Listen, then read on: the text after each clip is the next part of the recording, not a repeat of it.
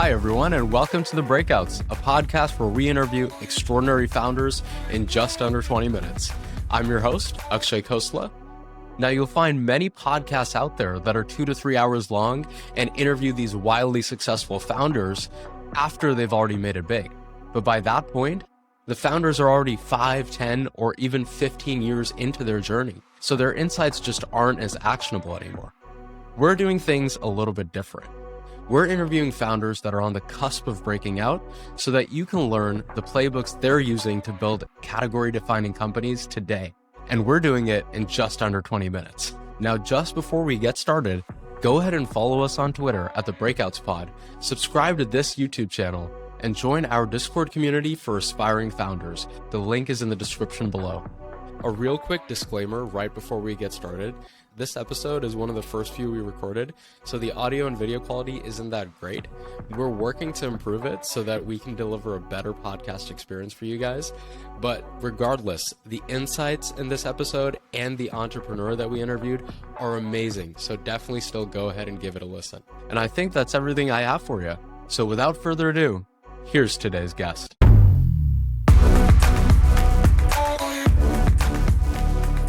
All right, ladies and gentlemen, welcome back to another episode of The Breakouts. Today we have with us once more Sisun Lee, who recently raised a $3 million pre-seed round in the Web3 space for his company Ramper. Now, Sisun shared a lot of great insights with us in episode 1. If you haven't had a chance to listen already, I definitely recommend listening. He has a really fresh take on building a wallet and an API business in Web3. Now, just as we get started for this next episode, Sisun, would you mind sharing one more time for our listeners that might have missed the previous episode? What does Ramper do and what problem is it trying to solve?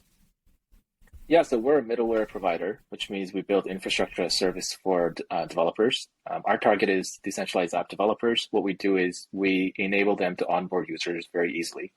So for users that are not familiar with crypto and Web3, that don't have wallet, that don't have crypto, we try to sort of streamline that process so that it's very instantaneous and it's simple to get started. Awesome. Really cool. And if you guys are curious, definitely check out that first episode. Now, in terms of this episode, we're going to be talking about strategies, tactics, and hacks that you've used to build your business. And hopefully some of the aspiring entrepreneurs that are listening can take away and apply. Now, the way we're going to carve up the episode is into 4 sections. The first section is going to be about product and how you think about making product decisions and gaining conviction in next features to build. The second section is going to be about distribution, how you think about acquiring customers. The third section will be about fundraising, which is usually very non-traditional to founders. It's not quite building product or marketing product, so we'd love to get your tips there. And the last section is about operationalizing your business and how you think about running an efficient company. So let's start off by talking a little bit about product, right? You shared with us your journey in the previous episode, how in the past you had started a beverage company and later on you thought that, hey, you wanted to go back into core tech. So you handed off the company to another CEO and then started, Ramper. What I'm curious about is that while you were going about starting Ramper, and you obviously faced a pain point that, hey, this pain point exists, it's very hard for developers to build wallets within their applications. What was the strategy that you took to gain conviction to the point where you were like, hey, it's time to actually pursue this as a business, right? I'm pretty confident this is a problem and this is a problem we can solve. Yeah, I think there's a lot of different angles to tackle this. I've been a consumer PM for most of my career. So prior to starting a company like More Labs before Ramper, and consumer product is really interesting because in hindsight, you can articulate, why the market was big, why things were ready. But when you're actually developing, a lot of things just start looking like a core feature, not really a business. But it's from the core feature that you gain a lot of momentum and you can build a lot of other things on top of it. I worked at Facebook, but I wasn't there in day one. But the common knowledge is it started out as this static web page amongst Harvard kids, right? And then obviously at this point, it's even hard to articulate what Facebook is because it's so massive. But that's actually really interesting because if you try to build a product top down with this grand vision of large TAM, I think it's actually really hard to get started because it's there's 100 stepping stones across and you're just well, if your vision is like 100 steps down the road, but you don't know what your first stepping stone is, like where do you even start? So I think a lot of times directionally, we're looking for a product that we think there's a large addressable market, but more importantly is like, is there a clear set of first stepping stones that we can build to gain momentum so that we have some legs and resources and energy to like move forward? Because I also think the second part of this is our visions are often wrong. Like directionally, yes, like this is a market, this is a high level problem we want to solve, but like there are a lot of hypotheses that will be proven wrong, so you have to iterate. So in that sense, when we built Ramper, it's not like we had this like clear vision of like product and business roadmap. It was more just like this particular feature, which was users are having a very hard time downloading wallets, understanding it, and accessing dApps, was a very immediate problem we could solve. Now, solving that alone probably might not be like a business on its own, but it might be a very critical, or not might, we had conviction that it would be a very critical component of moving forward in terms of solving this broader space of how do we build products and solutions that make Web3 very seamless and easy to use. In a way, maybe that's like intellectually lazy, because it's basically I'm saying I don't know. Like I don't know the answer. But I think having the clarity of first immediate product to build that might look like a feature, but there's clear use cases and there's PMF, which is like product market fit. I guess in here it might be like a feature market fit, which is like, hey, there's like some set of users that love this. I think is very critical. And we felt like we had that when we were building the MVP. And then, I mean, that was the most important signal for us. And that's what gave us the conviction to then say, okay, now let's go raise money and like, let's do this thing. Yeah. So I'm curious, in that initial signal that you had, that hey, at least this first piece of the puzzle, we have this feeling that it's important to solve, that it's a big pain point, and that you guys can solve it. Did you guys go out and also do, you know, a large number of interviews or look at different types of data? Or was it more of like a problem that you had faced and you were like, hey, let's just go test this quickly? I mean, I think it's a combination of everything. Because you're always talking to people, prospective customers, you're still building. But really interesting thing starting Ramper was actually when I was talking to like crypto native folks, I had the luxury of being at Hash as an EIR so that it was easy for me to talk with their portfolio companies. The sentiment was like, MetaMask was magical and getting a wallet is like this very seamless experience. I almost felt ashamed to be like, yo, I don't get this, right? Because everybody says it's so easy and like you will get it. And I'm just like, I don't actually get it, right? Like it's really hard. And so that was like a weird thing too, which is like, why do every crypto native folks think this is really easy and seamless? I think this is horrendously difficult. And it made sense because like if you're in the early days of like crypto starting like 2014, like it's gotten a lot better. But I almost thought, oh, maybe that's actually like this weird information asymmetry where coming from the outside world, this is like a real problem maybe that people are undervaluing. So that was like one, maybe I have something here. Although I think it's common knowledge nowadays, right? But like talking to crypto natives, like you would be amazed that, you know, people will be like, hey, go download like MetaMask. It's like, you'll get it. I'm just like, I don't get it. And the second thing is just actually working with these dApp partners, because originally coming from a consumer background, I wanted to build a dApp myself. Like I've never done B2B. I'm not highly technical. And so just building an application that I can use as my own and being an end user myself is something that I'm just more familiar with. And whatever we did, this common problem of, well, I can't even get my users to my aha moment because like there's all these like hurdles is very problematic.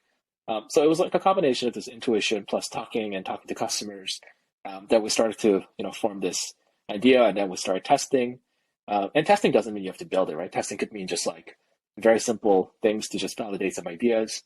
And then just like over time, you know, it just, that conviction just grew and grew and grew to the point where we thought, yeah, like this seems like a pretty big problem to solve. Yeah.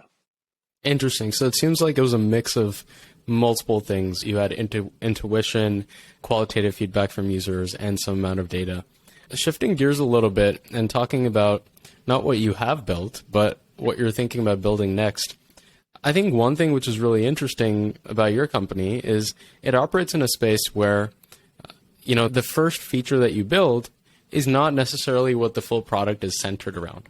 It might be an entry point where you can bring in customers and then upsell them and cross-sell them across a number of other features and products in your suite. but it's not the sole big feature, right? So I'm curious, when building a business like this, how do you go about making product decisions about what to build next? Yeah, I don't have an answer for this because this is actually the hardest thing for me as an entrepreneur in Web3. Because in a way, I think Web2, I think it's easier to do a top-down analysis, just like what market, what problem, and like let's dissect and let's move forward. Um, because at least you have some evaluation of like where the world is headed. I think that's way more unclear in crypto and Web3. It just kind of reminds me of the early days of the internet, like .com, which is like everybody had this ideological sense of where the world would go, but many times like people got the timing wrong, right? Like I think a famous example would be like Webvan, which was like at the time like very large like VC backed company, but just like it was way too early, right, in terms of the infrastructure. And so it's a very similar thing with crypto is that very strong opinions. I have my own strong opinions, but like I'm just assuming that most opinions would be wrong, at least timing wise. So that's actually makes it very difficult because it's just like it's such a nascent industry. But every time I'm like I get frustrated because like it's not clear to me. It's also an opportunity in itself, right? Which is like, oh, okay, nobody really knows, right? Which is you can literally carve out the future, and if you're right, the upside is way bigger. So basically, I didn't actually answer your question. I just wanted to emphasize that I don't actually have an answer. What we try to do is, I think the best way to do it is simply be on the ground as much as we can, which is talking to these people that are actually building dApps because we service them.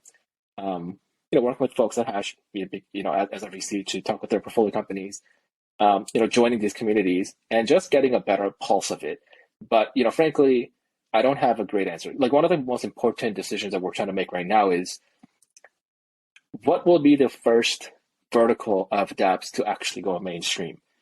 Because if we get that right, and we focus on servicing them first, I think our chances of success would be way bigger. Because Web3 is so fragmented and tools are so fragmented, it's actually impossible for us to service everybody. The tools that are required to onboard gaming companies is actually very different from like social companies. Right. From the tech stack, it's actually difficult, right? Because like a lot of gaming companies use Unity. Non-gaming companies don't use Unity. So it's just like a matter of resource allocation. And so that's the thing that we're trying to figure out first, which is from first principles of what crypto and dApps can do. What is our strong belief, both our intuition as well as like our feet on the ground and some data, which verticals make the most sense in terms of making that first leap? You would say, hey, like there's DeFi first, now there's like a lot of NFT, now there's DAOs. All right, what is the next thing that's going to actually onboard users? So that's how we try to align our product priorities, which is we figure out that first and then we go after that market. Not servicing that market is not a priority for us. Yeah. Really interesting. I think I agree with you in that in Web 2, you can run a lot of analysis to figure out with some level of conviction, what are you going to build next? In Web 3, it's a little more novel out there in terms of how you need to think about it. So I think it's perfectly cool you don't have an answer. I think many people don't at this point. Moving on to distribution.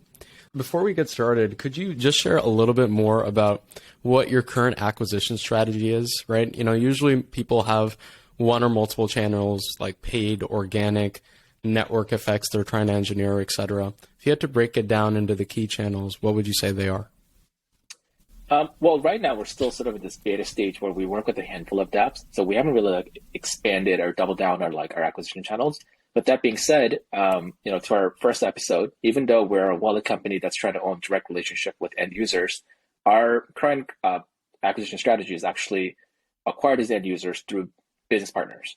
And so it's like B2B2C, right? So we work with dApps because we give away our solution completely for free, and we're actually solving a core problem that they're having, which is they have a hard time onboarding people that are very new. When we solve it for them, and they in turn acquire their end users, those end users in turn become our end users of Ramper Wallet. That's basically what we're currently doubling down on. But we haven't really explored other sets of channels. Although, like in terms of then what type of business partners do we go after? Our tool is self-serve, so it's not like we say no to anybody. But in terms of our direct outreach, we tend to work more with Web 2 companies with large existing user base that's coming into Web 3, because that's our belief that getting one of them is actually far better in terms of adoption than like working with 10 Web 3 native companies in terms of where the world is today. I think that's really interesting. So you have a B2B2C sales motion. So that's how you acquiring businesses is how you eventually acquire your end customers. But when you're actually acquiring the businesses that are going to use your SDK to build, do you have like sales representatives that reach out? You know, given that these are large companies, how do you get in touch with them? Yeah, I mean, right now we're still small that it's just basically my primary job. Nice. I'm Okay. yeah. I'm the only non-engineer on the team, so that's basically I'm the only one that does this thing right now. A lot of it's just referrals and networks, and I think that's okay. Like we're not at the point where we're so how do I say it, like supply constrained, like or demand constrained, where we have to go out and just like seek more demand. Hmm. When we onboard 2 to 3 partners, we have a handful of things to build and work on. Hmm. And so I would say that is what we're doing today. But I have a strong belief that distribution is king, and it's far more important than product, and it's something that we will have to get very good at. Yeah. Nice. I'm curious, is there one unconventional or clever hack that you've come up with on the distribution front that you're personally proud of? You mean for Ramper or just like in general? For Ramper or general, whatever you want to answer. Well, I mean, Ramper, like we don't have the distribution right now. Right? We're Hmm. like 6 months old, so we don't really have something that we've unlocked. Um, but yeah, I think in general, it's a dangerous mindset to think that if you build great product, customers will come. I think this is undeniably false. And so, um, I mean, all these companies that, like, it wasn't my company. I was a PM working on, with a lot of people. But like at Facebook, some of the really interesting distribution things that we did at the time was like Internet.org, which was okay. Facebook now was approaching 2 billion monthly active users. In terms of MAU as a KPI, um, you just had such a marginal improvement going after like existing internet user base. It's like, okay, like how many more users can we get? So you literally have to go and figure out a channel of acquiring people that are not yet on internet because there were still at the time like 4 to 5 billion users. Right. So that's like a distribution, right? And then it's a strategies that we did that was really interesting, which was at the time working with partners to zero rate, which is make it completely free for users to access without any data plan, as a means to sort of onboard them onto internet and onto Facebook, and then eventually to like a full wider version of paid Facebook and paid internet, which at the time was like very cool because that's a distribution play, not a product play. Yeah. That's really interesting. I think a lot of people have heard about internet.org and Facebook trying to expand its reach, but I don't think a lot of people have connected that, how strategic it was, right? You know, there's obviously a positive impact that comes out of it, that a lot more people have access to the internet. It's also very strategic for Facebook. That's great. Moving on and talking a little bit about fundraising. There's a good amount of founders that have come on the show so far and talked about different fundraising strategies that they've used. What I'm going to ask you is if you can think of one unconventional raising tip that you might have for early stage founders that haven't done it multiple times like yourself, but are just starting out. What's one piece of advice you might give them that you think they might not hear everywhere else? Well, I don't think every company should do VC financing. I know that it takes a lot of headlines and it sort of signals, I guess, like some success, but really it's not, right? All it is like you've taken on risk capital with some theoretical valuation. But if you're going to, so I think the first thing is like making that decision that you want to raise, and there has to be a reason. And I think the VC model is one where, because it's so early stage and it's such a risk capital that you know that the majority will fail. However, the one that does win will give you such an outsized return that it will make up for everything, which means by just pure logic, every single idea, no matter how low the probability of success, the upside has to be massive, right? And so sometimes, and as an AR at Hash, sometimes like I'm like seeing these decks and pitches. People tend to be very like, I guess, conservative with their upside, with their storytelling, because like, yeah, I mean, like, look, if you're just starting to say like your company's going to be worth $100 billion, maybe like it might seem like you're very egotistic, but like your story has to convince the investors that there is a path towards this becoming massive, no matter how small that chance is. Otherwise, nobody will invest. because if you build a very great empire of like $100 million business, that's fantastic. But from the eyes of investment of VCs, I don't think that's actually a good deal, right? Because like you're basically spraying money across lots of extremely risky bets with hopes that one will get to not billion, not 10 billion, but like 100 billion. And so if you're going, so twofold, right? One is like, what kind of business are you building? Is it something that's going to be like very, good cash flow and like very stable business in which you have to ask yourself, do you even need this? Can you do like a smaller thing or friends and family or debt financing? Because there's nothing wrong with that. And if you're actually requiring a VC money, it's because you also believe that there's a path towards a massive empire here that only upfront money can sort of help you get there. In which case, your pitch has to be all about that upside. And like sometimes founders, I think like because the gap from where they are today to building $100 billion business is so massive. Obviously you don't know, but they're trying very hard to like build a perfect plan. And I think it's like, no, it's okay. Like the idea is, can you convince with enough story so that you can convince that investor that you have the tenacity and intellectual rigor to like go figure it out. And like, even though you might have very high probability of failure, you're just trying to convince that, hey, there's like this 0.1% chance. And I think like, yeah, like that's hopefully like that's the typical math. But like there's no traditional route, right? So at the end of the day, you're pitching to a human, and so there's no perfect math. It's just like your ability to tell good stories, and both of you guys come up with a market rate that you guys are both happy with. Which is always like more art than science in my mind. Yeah. I think that's a great piece of advice. I think the big takeaway there from what you just said is that, you don't essentially have to convince investors that the approach you're presenting in your deck or whatever your collateral you're using to fundraise is going to 100% work, right? Because everyone understands that in the future, your approach is going to change quite a bit as you learn more information. What you do need to convince them of is that if you can get this to work, it's going to be a huge opportunity. Yeah, I think that's really well put. All right, let's move on to the last section here and talk a little bit about operationalizing your business.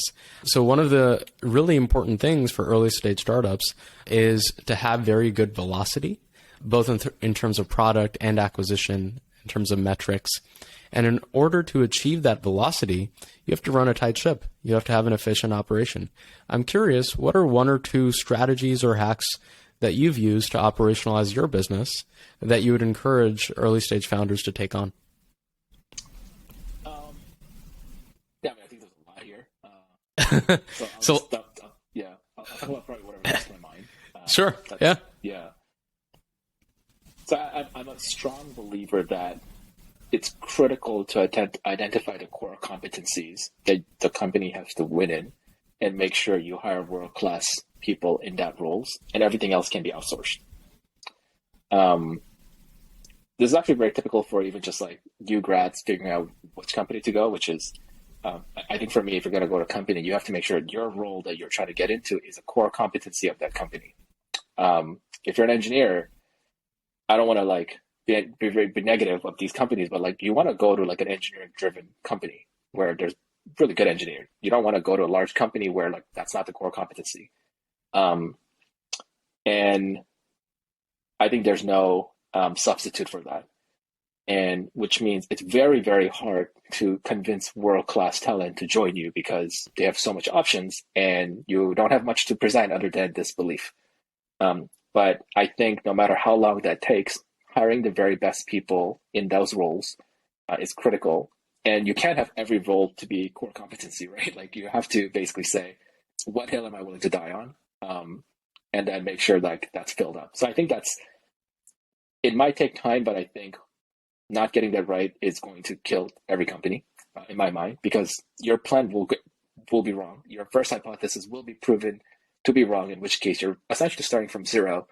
And whether or not you have really core people who can help navigate together is going to make or break your company. So that's the first thing.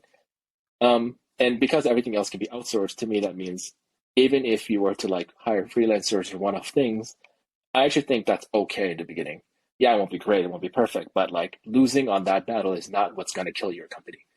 So I think this is like recent thoughts. I've been talking with the co-founders and a very strong belief that we have. Um, yeah, and I think the second thing is just a culture. To me, there's no best culture. Culture is not absolute. Culture is a set of decisions of trade-offs. By deciding to do one thing really well, you're actually going to be really bad at the other thing. But you're explicitly saying, what are you going to be good at and what are you going to be okay at being bad at? So for us, because we're entering such a large ambiguity, because this is like Web3 and like everything is like, who knows?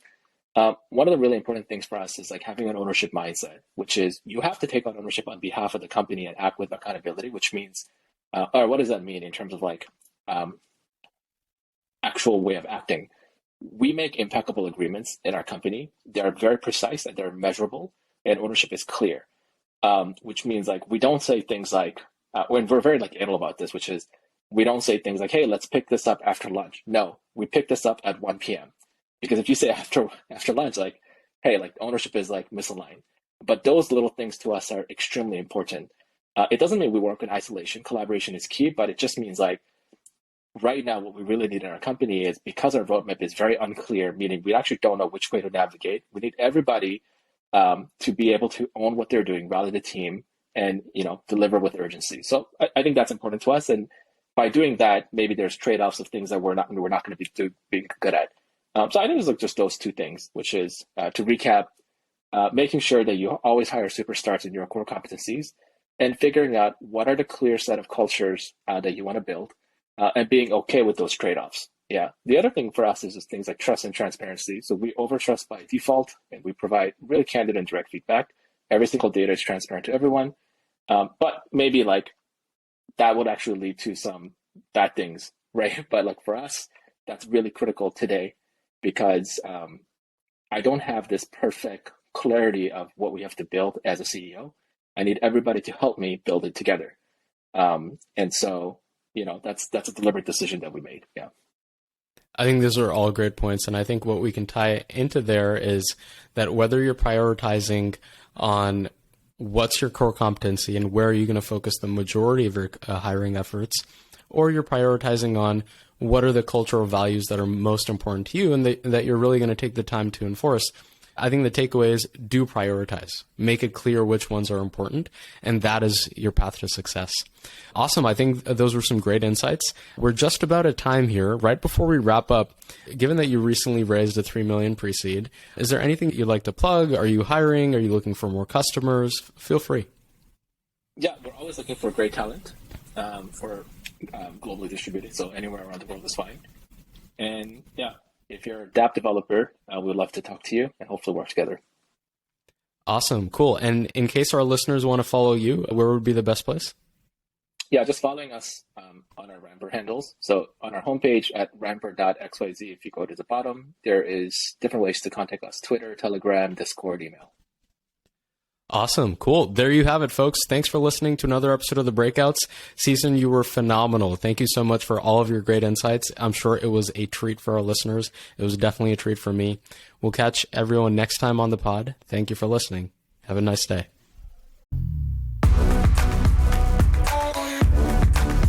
All right, and that wraps up today's episode. We really hope you enjoyed it. Now, just before I let you go, I wanted to reiterate one thing. We're trying to build the best podcast out there for aspiring entrepreneurs, and to do that, we need your help. The best way you can help us is by joining our Discord community. The link is in the description below, and then leaving us feedback. Tell us how we did. Tell us how we can improve. We're eagerly waiting to hear from you. Other than that, show us some love and follow us on Twitter at The Breakouts Pod. And I think that's everything I have for you. We'll see you next time on The Breakouts.